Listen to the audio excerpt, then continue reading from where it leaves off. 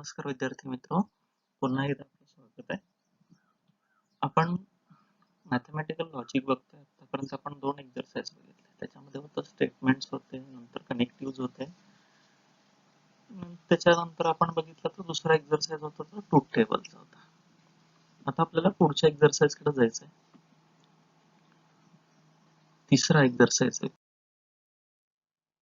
कुठला आहे, कशावरती आहे, तर तो क्वांटिफायर्स अँड क्वांटिफाईड स्टेटमेंट्स वरती. क्वांटिफायर्स म्हणजे काय, तर असे जे दोन वर्ड्स आहेत की जे त्याला क्वांटिफायर्स असं म्हटलं जाईल. मग त्या दोन टाईप येतील त्याच्यामध्ये, आणि त्या क्वांटिफायरचा वापर करून जर वाक्य तुम्ही तयार केलं तर ते होतं क्वांटिफाईड स्टेटमेंट. मग पहिल्यांदा आपण क्वांटिफायर्स म्हणजे काय ते बघूया. Words there exist and for all are called as quantifiers. काही वाक्य असतात जी ऑल न सुरुवात होतात, किंवा देअर एक्झिस्ट न होतात, किंवा सम न होतात, असे जे काही शब्द आहेत ते म्हणजे तुमचे काय येणार आहेत, तर तिथं क्वांटिफायर्स असणार आहेत.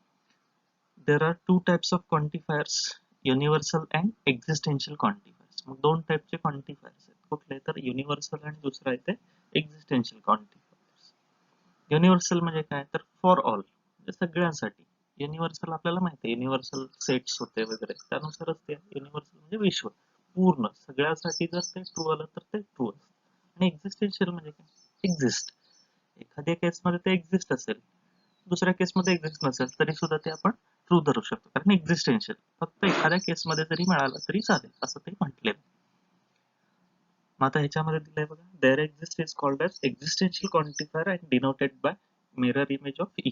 ई ची मिरर इमेज आहे.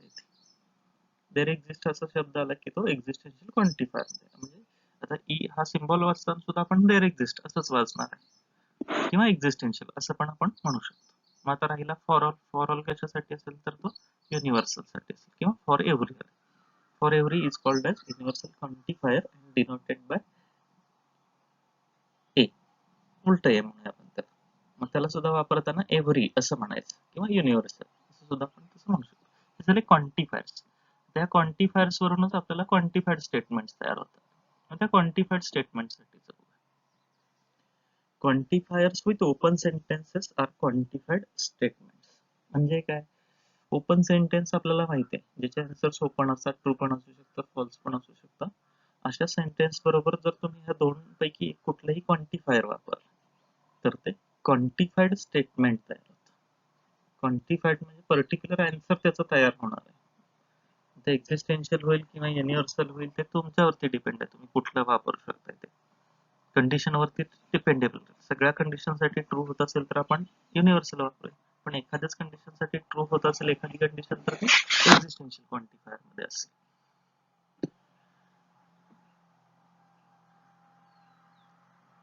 मिरर आता इथे सिम्बॉल दिलाय, is true if all. Universal म्हणा किंवा एव्हरी म्हणा. Every is true if all the objects in the collection satisfies the condition.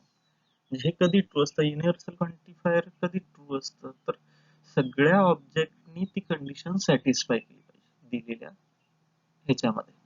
Condition काय, दिलेला ऑब्जेक्ट जो काय असेल त्याच्यामध्ये, म्हणजे सपोज सेट ए दिलाय तर सेट एतल्या प्रत्येक व्हॅल्यूना ती कंडिशन सॅटिस्फाय केली तरच युनिव्हर्सल क्वांटिफायर ट्रू असेल, अदरवाइज ते फॉल्स असतं.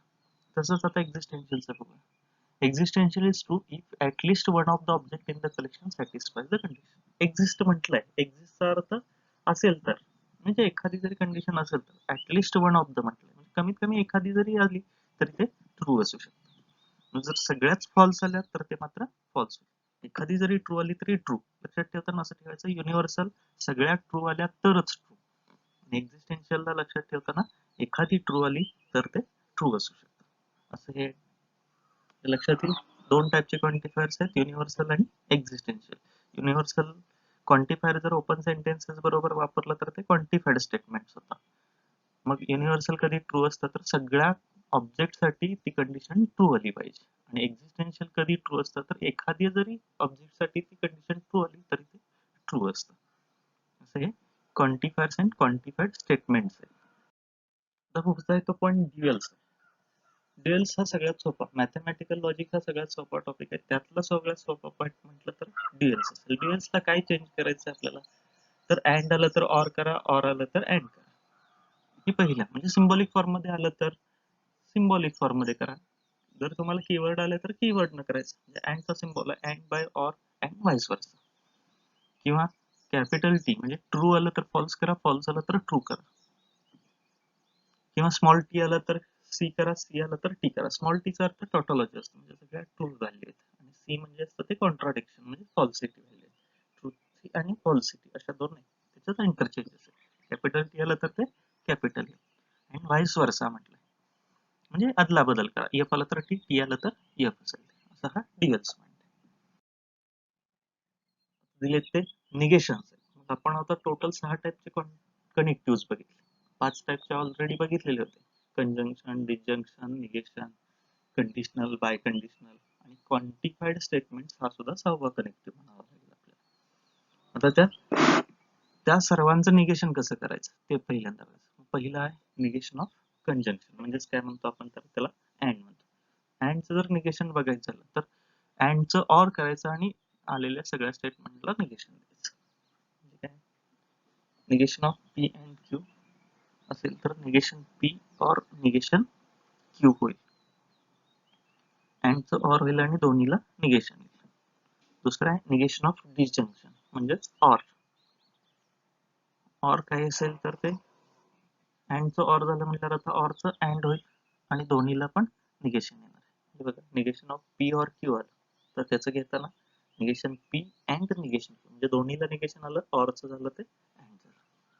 तिसरं आहे निगेशन ऑफ निगेशन, म्हणजे नॉट असेल ते. निगेशनला निगेशन आलं तर कॅन्सल होईल, कारण आपण कॉम्प्लिमेंट मध्ये बघितलं सेटच्या.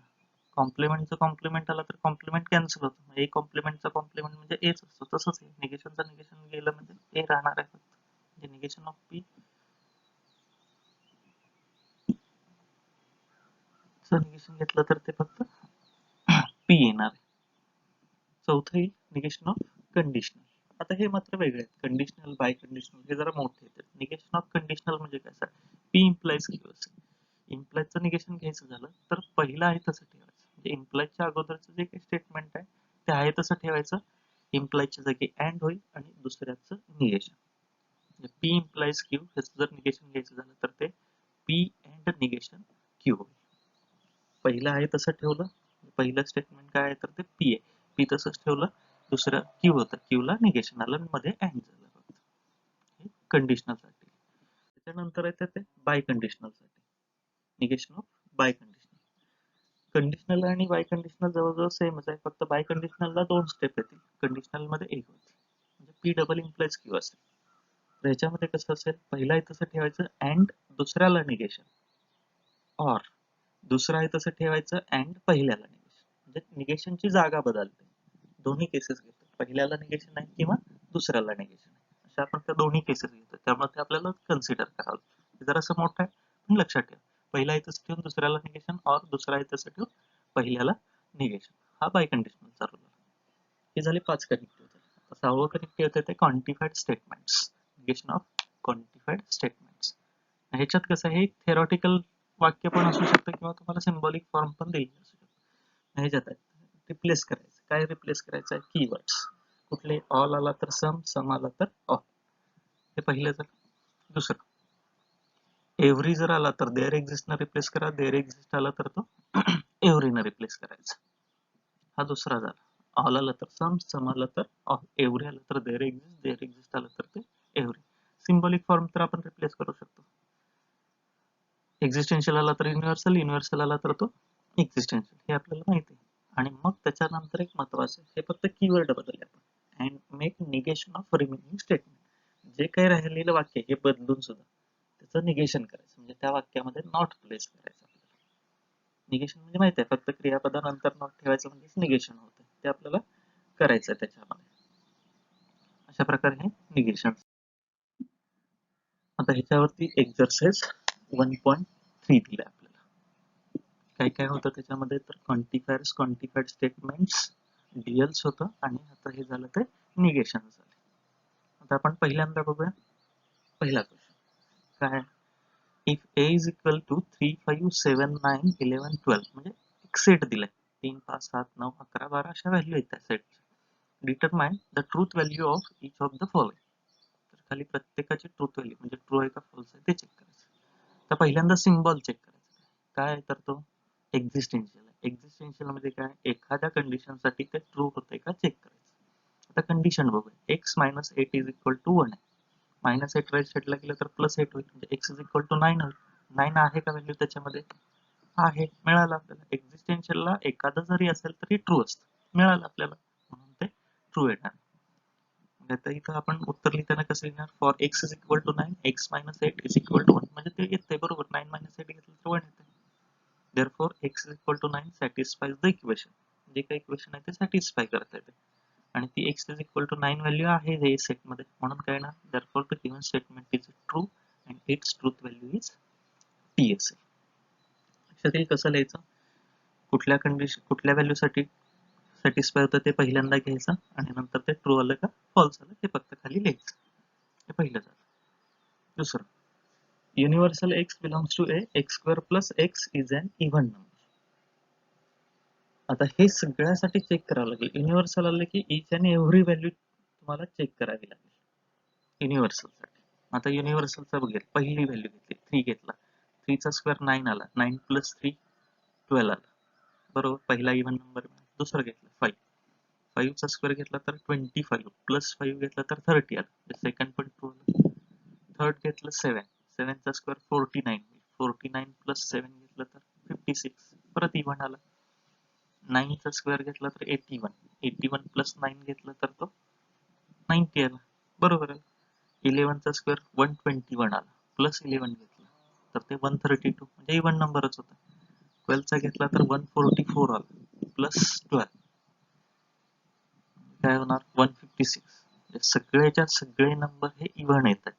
तुम्ही ह्याच्यामध्ये पुट करून या कंडिशन मध्ये जर बघितलं, एक्स स्क्वेअर प्लस एक्स मध्ये जर प्रत्येक व्हॅल्यू पुट करत गेला तर त्याचा आन्सर शेवटी इव्हन नंबरच येत आहे. त्यामुळे हे काय असणार आहे तर ट्रू असणार. मग आता हे कसं लिहायचं बघूया. For all x belongs to a, म्हणजे एक्सच्या प्रत्येक किमतीसाठी, ए या सेट मधल्या प्रत्येक किमतीसाठी x square plus x is a even number, हा इव्हन नंबरच येत आहे, म्हणून काय असेल, therefore the given statement is true, its truth value is t, म्हणून ते ट्रू झालं आणि त्याची ट्रूथ व्हॅल्यू आली ती t आली. तर तिसरं आहे, there exists x belongs to a such that x square less than 0. कुठल्याही किमतीचा वर्ग कधी शून्यापेक्षा लहान नसतो, म्हणजे मायनस मध्ये कधीच नसतो. तो कायम काय असतो तर पॉझिटिव्ह असतो. म्हणजे काय येणार तर स्टेटमेंट फॉल्स येणार आहे. म्हणजे एखादी सुद्धा मायनस मध्ये येणारच नाही. देअर एक्झिस्ट जरी आलं तरी एखाद्यासाठी तरी सुद्धा मायनस येणारच नाही, त्यामुळे ते फॉल्स येणार आहे. For all x belongs to x square greater than 0, म्हणजे प्रत्येक एक्सच्या किमतीसाठी एक्स स्क्वेअर हे काय शून्यापेक्षा मोठंच असणार आहे, म्हणून त्याला the given statement is false and it's truth value is F. आता आपल्याला पुढचं एक्झाम्पल बघायचं. काय चौथं एक्झाम्पल तर universal x belongs to x is an even number. मग 3 बघितला तर हा इव्हन नंबर आहे का तर नाही, ऑड नंबर आहे तो. आणि इथं तर युनिव्हर्सल दिलं, युनिव्हर्सल म्हणजे सगळ्याच ऑब्जेक्टला ट्रू यायला पाहिजे, सगळ्याच इव्हन नंबर यायला पाहिजे, नाहीये, म्हणून ते काय येणार तर false. x is not an even number, therefore the given statement is false and its truth value is f. पाचवं, existential x belongs to a such that 3x plus 8 greater than 40. तर ग्रेटर दॅनच असेल, existential आहे त्यामुळे एखादी जरी condition आली तरी चालते. आता 40 हा ग्रेटर नंबर आला, म्हणून आपण ग्रेटर पासून सॉल्व्ह केलं. 12 जर पुट केलं, 3 into 12 म्हणजे 36 आलं, 36 प्लस 8 घेतलं तर 44 होईल, ग्रेटर दॅन मिळालं तर ते ट्रू येत आहे. therefore काय होईल मग, for x is equal to 11 and 12, 3x plus 8 greater than 40. Therefore, the given statement is true and its truth value is t. म्हणून त्याची ट्रूथ व्हॅल्यू काय मिळाली आपल्याला तर ते t असेल.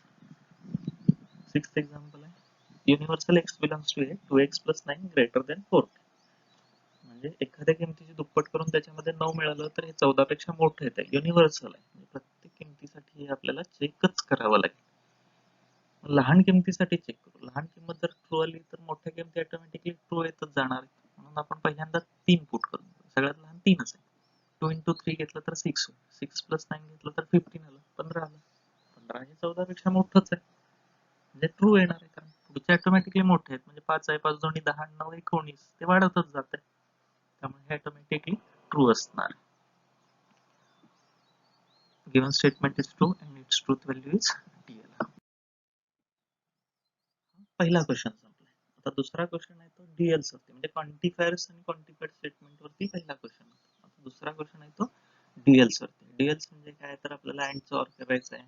ऑरचा अँड स्मॉल टी आला तर सी करा, कॅपिटल टी आला तर एफ करा, कॅपिटल एफ करा, एवढंच आहे त्याच्यामध्ये. पहिला P or Q and R, त्याचा आन्सर काय येणार, P and Q or R. म्हणजे ऑर होतं तिथं अँड होतं तिथं ऑर केला आपण.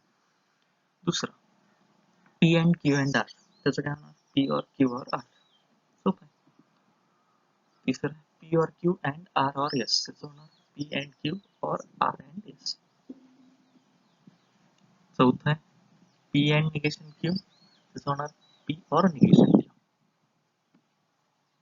पाचवा negation p or Q and negation r and s, म्हणजे काय होईल तर त्याचं negation P and q or negation r or s. Negation P and negation q and p or q and negation r. आता ह्याच्यात निगेशन वगैरे दिलंय, हे अजिबात बदलत नाही. आपण फक्त अँडचं और ऑरचं अँड एवढंच करणार आहे. आपण एक्स्ट्रा काही चेंज नाही त्याच्यामध्ये. जे होत आहे निगेशन पी और negation Q or p and q or negation R. Seventh आहे negation of P or q and p और negation of Q and negation S. ह्याच्यात पण तसंच आहे. निगेशन्स काय बदलत नाही, ऑरचा अँड होईल, फक्त अँडचं ऑर होणार आहे. म्हणजे negation of p and q or p and negation of q or negation s. Eight आहे c or p and q or r. तर सी आलंय, सीचं चेंज होईल, सीचं टी येणार आहे. T and p or q and r. Negation p or q and r and t, परत t आलंय, त्याचं सी होईल. Negation P and q or r or c. दहावं आहे पी और क्यू और सी, ज्याचा होणार P and Q and T. हा दुसरा क्वेश्चन होता. आता आपल्याला तिसरा क्वेश्चन बघायचा. तिसरा आहे तो निगेशन्स वरती. Right the negations of the following.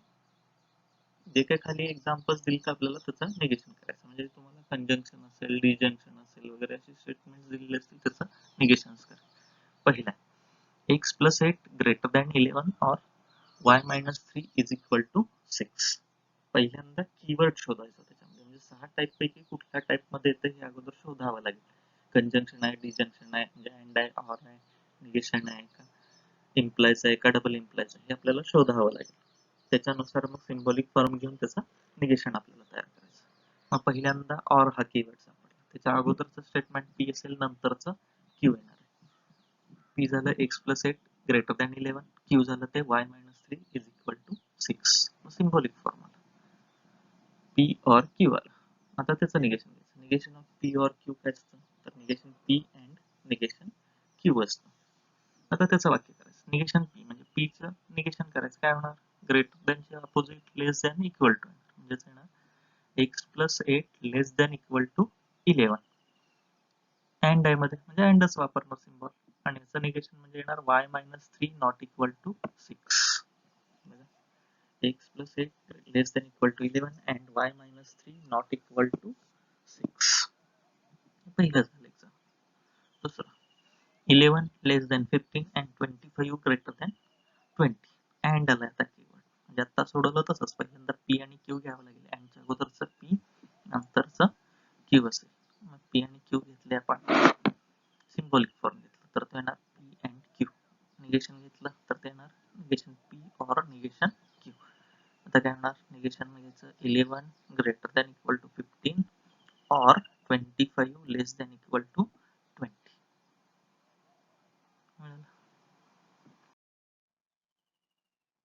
तिसरं आहे आता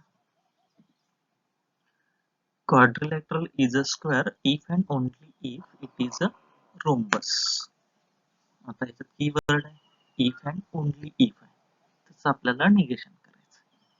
पहिल्यांदा पी घेऊ, क्यू घेतला आपण. quadrilateral is a square, quadrilateral is a rhombus. Symbolic form p double implies q आला. P double implies q symbolic form झाला. मग आता त्याचं निगेशन घ्यायचं. Negation of p double implies किंवा काय तर पहिला इथंच ठेवलं अँड दुसऱ्याला निगेशन, और दुसरा पहिला इथंच ठेवलं अँड दुसऱ्याला निगेशन, और दुसरा इथं असं ठेवलं अँड पहिल्याला निगेशन. मग आता आपल्याला हे पूर्ण वाक्य तयार करायचं. पहिला इथं असं ठेवलं, पहिलं म्हणजे काय तर पी, पी काय आहे, क्वाड्रिलॅटरल इज अ स्क्वेअर. एकाला जर निगेशन आलं दोन्हीपैकी तर अँडच्या ऐवजी बट वापरायचं, म्हणजे ग्रॅमॅटिकली जरा ते करेक्ट होईल स्टेटमेंट. म्हणजे काय होतं बघूया, quadrilateral is a square but it is not a rhombus, म्हणजे क्यूचं निगेशन आलं. आता ऑर आहे मध्ये, म्हणजे ऑर येणार, ऑर क्यू म्हणजे दुसरं वाक्य येत असते, quadrilateral is a rhombus but it is not a square. तर ते तसं क्यू अँड निगेशन पी होतं, पीचं निगेशन केलं. हे तिसरं वाक्य. चौथा आहे, it is cold and raining. आता कीवर्ड कुठला आहे, तर तो अँड. अँडच्या अगोदरचं वाक्य पी नंतरचं क्यू होईल. It is cold, it is rain. Symbolic form मगाशी बघितला, पी अँड क्यू येणार. पी अँड क्यूचं निगेशन काय होतं, तर ते निगेशन पी और निगेशन क्यू. मग त्याचं वाक्य तयार करायचं आपल्याला. काय होणार, इट इज नॉट कोल्ड और नॉट रेनिंग, कारण इट इज हे कॉमन आहे दोन्ही ह्याच्यामध्ये, त्यामुळे आपण नाही वापरलं तरी चालेल. इट इज नॉट कोल्ड और नॉट रेनिंग, त्याचा आन्सर. वाचवा आता. If it is raining then we will go and play football. आता हे मोठं वाक्य आणि त्यात कीवर्ड्स पण जास्त सापडतात. कुठले सापडतात, तर पहिल्यांदा इफ देन सापडतं, आणि नंतर अँड सापडते. म्हणजे देन मध्ये परत अँड सापडते. मेन कुठला आहे, तर इफ देन, आणि त्याच्या आत परत बघितलं तर ते अँड आहेत. आता इफ देनच्या मधलं वाक्य ते पी म्हणतो, म्हणजे इट इज रेनिंग हे पी झालं. क्यू काय होणार, तर वी विल गो हे झालं, आणि प्ले फुटबॉल हे आर होणार, कारण तिसरं वाक्य घ्यावं लागेल. पण कोण फुटबॉल खेळणार आहे, तर आपणच खेळणार, म्हणून वी प्ले फुटबॉल हे असं.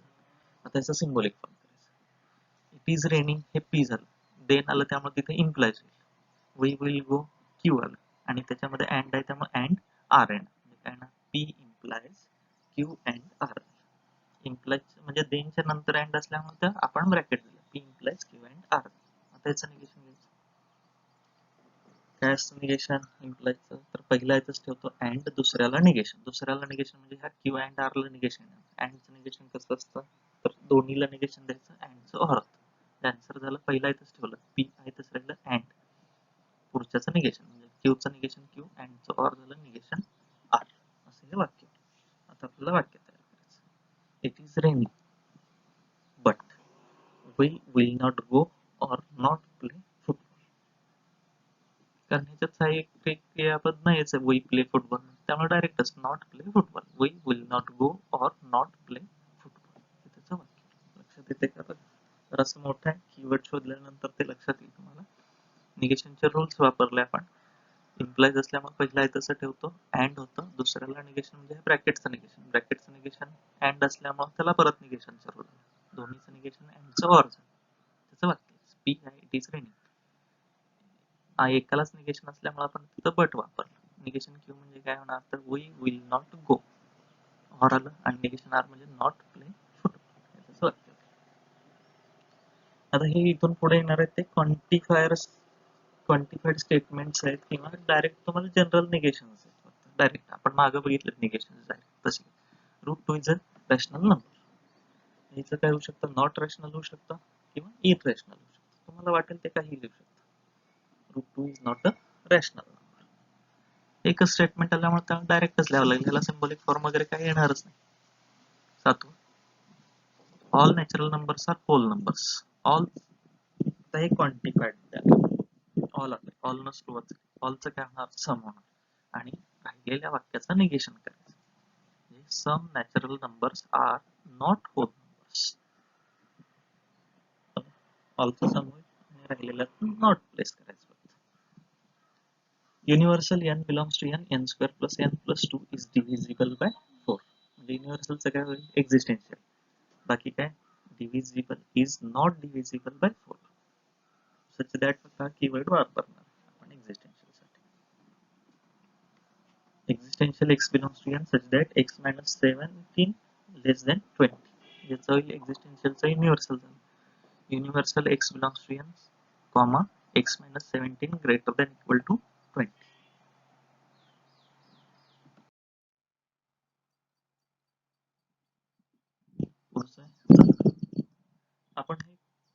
मागच बघितलं, कनेक्टिव्ह बघत असतानाच कॉन्व्हर्स, इन्व्हर्स आणि कॉन्ट्रा पॉझिटिव्ह बघितलं. तेच आता आपल्याला ह्या एक्झरसाइज मध्ये दिले. कॉन्व्हर्स म्हणजे काय, तर दिलेलं वाक्य आपल्याला फक्त अपोजिटले आहेत. अपोजिट म्हणजे काय, तर फिरवून दुसरं वाक्य पहिल्यांदा, पहिलं वाक्य दुसऱ्यांदा, हे कॉन्व्हर्स होतं. इन्व्हर्स म्हणजे काय होतं, तर दिलेल्या वाक्यात फक्त नॉट ठेवायचं, म्हणजे दोन वाक्य असणार आहेत त्याच्यामध्ये नॉट ठेवायचं. आणि कॉन्ट्रा पॉझिटिव्ह म्हणजे काय, तर जे आपण कॉन्व्हर्स लिहिलंय त्याच्यामध्ये नॉट ठेवायचं. ते आपल्याला आता बघायचं. पहिलं example, if x less than y then x square greater than x square less than y square दिले. आता ह्याच्यामध्ये इफ आणि देन दिले, म्हणजे पहिलं वाक्य पी नंतरचं क्यू होणार, p x less than y, q होणार x x square less than y square. आता पहिल्यांदा कॉन्व्हर्स, सिम्बॉलिक फॉर्म काय, पी इम्प्लाइज क्यूज येणार इफ देन दिल्या. आता कॉन्व्हर्स घेतलं, कॉन्व्हर्स असतं क्यू इम्प्लाइज पी, म्हणजे क्यू वाक्य पहिल्यांदा पी नंतर येणार. काय होणार मग, if x square less than y square, म्हणजे क्यू वाक्य, देन पी वाक्य काय, एक्स लेस देन वाय. लिहिलं का आपण फिरवून बघा, दुसरं वाक्य पहिल्यांदाला, पहिलं वाक्य दुसऱ्यांदा, म्हणजे देनच्या अगोदरचं वाक्य इफ नंतर येईल, इफ नंतरचं वाक्य देनच्या नंतर येईल. हे फक्त एवढाच बदल करायचा. If x square less than y square then x less than y, हे कॉन्व्हर्स. आता इन्व्हर्स म्हणजे काय, तर दिलेल्या वाक्यात नॉट ठेवायचं. आपल्याला दिलेलं वाक्य काय, if x less than y then x square less than y square. ह्याचं निगेशन काय होणार, x greater than equal to y आणि x square greater than equal to y square. आता ते तुमचं इन्व्हर्स होईल. If x greater than equal to y then x square greater than equal to y square.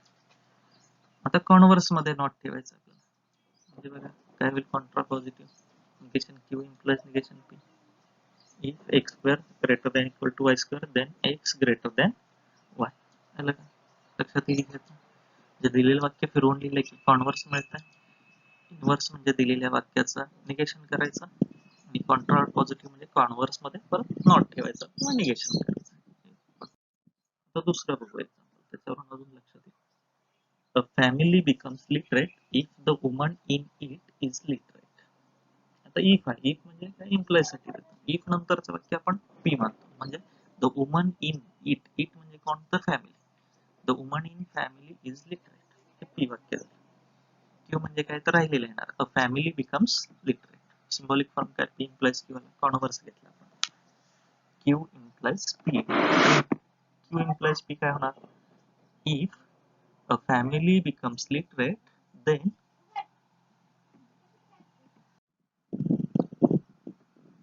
if a family becomes literate, then woman in it is literate. आलं का, Q पहिल्यांदा लिहिलं, then P नंतर लिहिलं. आता inverse, inverse म्हणजे काय, तर दिलेल्या वाक्यामध्ये नॉट ठेवायचं, म्हणजे इफ न सुरुवात झाली पाहिजे. If the woman in family is not literate, असं negation p. The woman in family is not literate, then क्यूचं negation, a family does not become literate. Does का वापरलं, तर becomes हे मुख्य क्रियापद आलं, त्याला सहाय्यकारी क्रियापद काहीतरी पाहिजे म्हणून डज घेतलं, यस प्रत्यय असल्यामुळे डज आलं. डज नॉट बिकम लिटरेट, हे इन्व्हर्स. आणि आता तिसरं येत आहे ते Contra positive, negation Q implies negation P. काय होतंय बघूया, if a family does not become literate, then woman in it is not literate. आलं का, a family does not become literate, then woman in it is not literate, हे कॉन्ट्रापोजिटिव्ह. if surface area decreases, then pressure increases. म्हणजे काय, तर परत if देण्याला P घेतलं आपण, क्यू घेतलं, सिम्बॉलिक फॉर्म घेतला, मग कॉन्व्हर्स पहिल्यांदा घ्यायचं, क्यू इम्प्लाइज पी. काय होणार, if pressure increases then surface area decreases. दुसरं इनवर्स, इनवर्सचं काय होईल, negation p implies negation q. पीचं निगेशन सरफेस एरिया, आता ह्याच्यात क्रियापद नाही, ते सहाय्यकारी क्रियापद तयार करावं लागते. यस प्रत्यय म्हणजे डज येणार, does not decrease, does not increase, असं. If surface area does not decrease, then pressure does not increase. आता contrapositive, negation Q implies negation P. त्याचं होणार, if pressure does not increase, then surface area does not decrease, म्हणजे converse मध्ये आपण फक्त not घेतलं, सहाय्यकारी क्रियापद घेतलं आपण ते डझ झालं. याच्यानुसार हे मिळालं. आणि शेवटचा चौथा आहे, if voltage increases then current decreases. म्हणजे आता बघितलं तसंच आहे. पी म्हणजे व्होल्टेज इन्क्रीजेस, क्यू म्हणजे करंट डिक्रीजेस झालं. सिंबॉलिक फॉर्म आला तो पी प्लस क्यू आला. आता कॉन्व्हर्स घ्यायचं. If current decreases then voltage increases. जागा बदलली आपण फक्त. Inverse negation. If voltage does not increase, then current does not decrease. आणि तिसरा आहे contrapositive. If current does not decrease, then voltage does not increase. लक्षात येईल. प्रयत्न करा तुम्ही जरा सॉल्व्ह एक्झाम्पल्स बघा. ते बघितल्यानंतर